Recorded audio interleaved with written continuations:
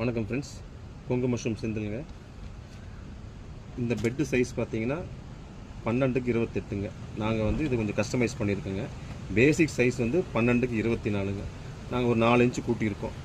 இந்த பெட்டுக்கு நாங்கள் எவ்வளோ லேயர் போடுறோம் அப்படின்னு பார்த்தீங்கன்னா 1 2 3 4 5 6 7 8 ஒரு 7 8 அந்த ரேஞ்சுக்கு வந்து நாங்கள் லேயர் போடுறோங்க. எதுக்காக அப்படி இவ்வளோ லேயர் போடுறோம் அப்படின்னா, பெட்டு வந்து சீக்கிரமாக கவர் ஆகுங்க. இந்த மைசீலியம் வந்து பெட்டை சீக்கிரமாக கவர் ஆகும்போது நம்மளுக்கு வந்து கண்டாமினேஷன் வர்றதுக்கு வாய்ப்பு வந்து ரொம்ப குறைவுங்க.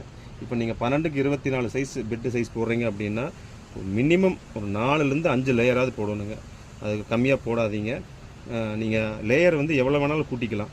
பட் வந்து என்னென்னா, நம்மளுக்கு ஒரே ஒரு லேயர் அதிகமாக போடுறதுனால என்ன ஆகுன்னு பார்த்தீங்கன்னா, பெட்டு போடுற டைமிங் தான் நம்மளுக்கு எச்சாகுமே ஒழிய மற்றபடிக்கு வந்து வேறு எந்த ப்ராப்ளம் வராதுங்க.